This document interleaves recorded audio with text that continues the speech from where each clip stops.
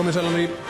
Hér kryddsíldin á Hótel Borg við mjög óvenjulegar aðstæður. Hér hefur hópur mótmælenda umkringt Hótel Borg og eftir því sem best veit þá kemst Geir Haarde ekki inn á Hótel Borg sakir þeirra mótmæla sem staðið hafa yfir hér utan dyra. Mótmælendur hafa hér barið glugga og veggi frá því að kryddsíldin hófst, sem gott og vel. Þeir eiga og mega mótmæla því sem framfer í þessu samfélagi. En hins vegar eru þeir farnir að vinna skemmdir á eigum Stöðvar 2 og eigum Hótel Borg, þannig að við höfum stundum dottið úr loftinu fyrir vikið. En við ætlum að reyna að hanga inni og halda áfram kryddsíld ársins 2008, þessa merkilega árs í sögu þjóðarinnar þegar að samfélagið fór á hvolf.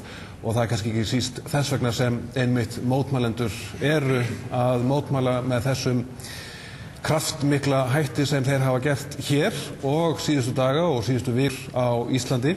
Og Ingibjörg Sólrún, þú hefur heldur betur orðið fyrir barðinu á þessu ástandi samfélagsins og sumir myndu nú bara segja að það gott á þig.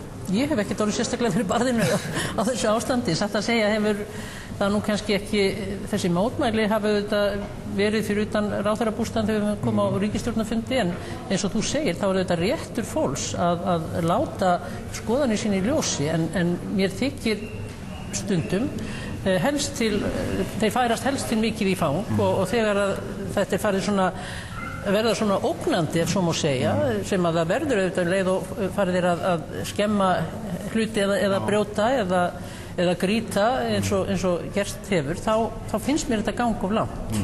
Og ég ekki viss það, því þú talar þetta séu Íslendingar sem séu hér að mótmæla, auðvitað þetta Íslendingar, en hvort þeir eru fulltrúar alls þess fólks sem út af fyrir sig reitt og kvíðafullt yfir ástandi mála, það ég ekki vissum. Ég ekki vissum að þetta séu endilega fulltrúar allra þjóðarinnar, þó þetta séu sannarlega mótmælendur sem eru óánægðir með stöðu mála.